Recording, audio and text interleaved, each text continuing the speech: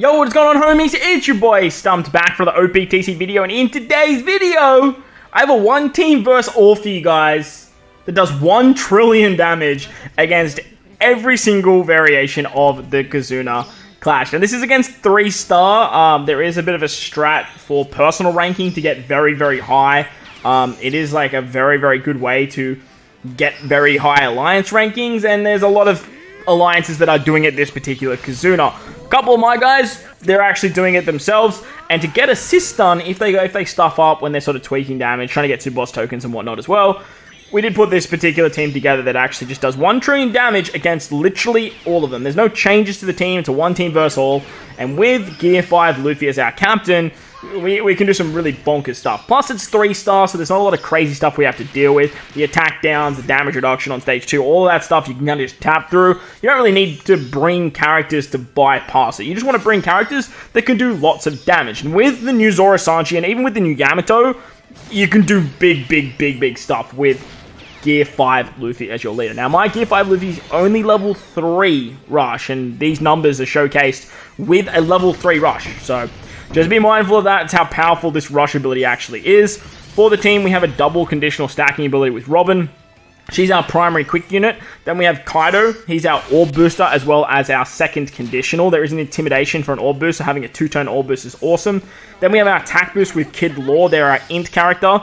Plus, they can also increase that chain multiplicative buff that Zoro Sanji can give. With the additional damage taken that Luffy can provide with his Super EX, you can actually increase the color affinity of Yamato and increase that damage taken. However, there is some immunity on some of these stages, like this one you see right here, so you actually can't get all that effect. Zoro Sanji turns everyone into slashes and free spirit, which work great with the level 12 Aura Jackson, and they also give all of the chain shenanigans. A couple of supports I have is Big Mom to increase the color, conditional boost. I have Yorogue for base stats purely just for Luffy, and it's only 500.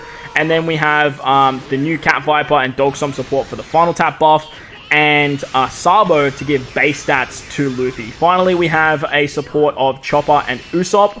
This is big time, it's huge, massive stuff. But as I was saying, we have a final support of Chopper and Usopp, as you guys can see right there, on our Robin to get around 1 turn of resilience. And with all of this, no matter which variation you come up against, no matter how much HP they have, you can actually take it on. And this works really well if you guys are utilizing this in the future.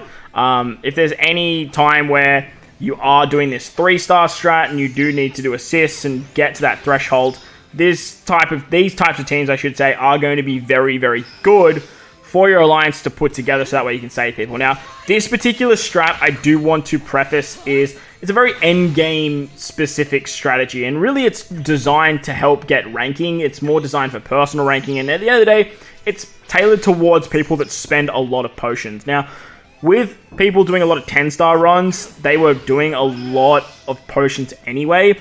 However, for this particular strat to be viable, you do want to spend 50 plus potions. If you're not spending 50 plus potions, there's really no point to actually doing it, because people in the high-end alliances are doing around 400, 500, 600 billion damage against the super boss anyway.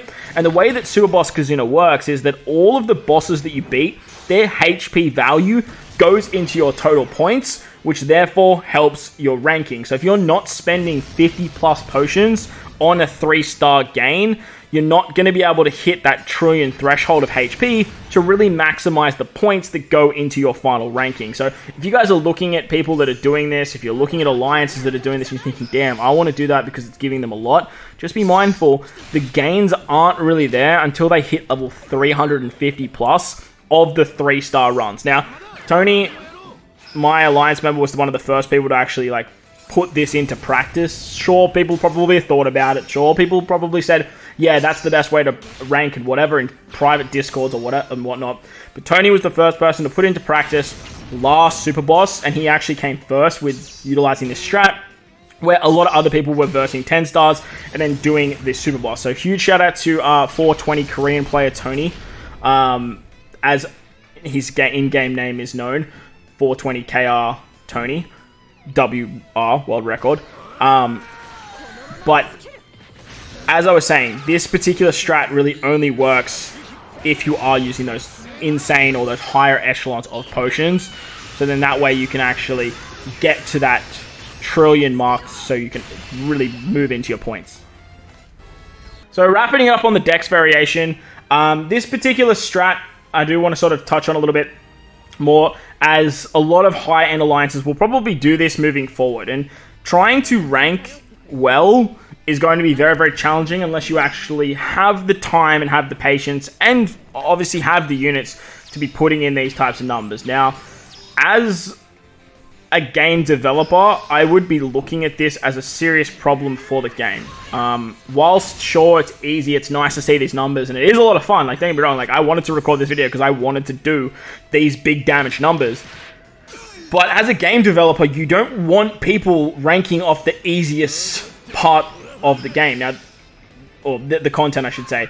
The 10-star of this particular super boss was incredibly challenging. I think it was very far-fetched. It was way too hard. It was way too difficult, and it was way more than it needed to be. And people were already going to do this strat. However, making it so challenging to do 10 stars and all of the shenanigans that they put on the super boss, it does encourage players to do stuff like this. So as a game developer, I would really look at skewing the point gain from these bosses, skewing how much you get from 3-star, or increasing how much more you get from stuff like Super Boss and 10-star. Because at the end of the day, Super Boss Casino should be about the Super Boss. It shouldn't be a grind on a 3-star just so you can get personal rank number 1 or your alliance come first, when realistically, it should be about who is doing the most damage on the Super Boss and who is killing the most super bosses. Now, I said in my State of the Game with Papi, and I've said it on GGP and stuff, it's ironic now that the individual runs of 10-star and 3-star are more valuable than the super boss itself. And super boss has always been my favorite game mode because you get to see these crazy numbers. But a simple way to sort of satisfy that is just put a sandbag event, skew the numbers on the 3-star, increase the digits on 10-star for how much points you get, and just make killing super bosses worth so much more.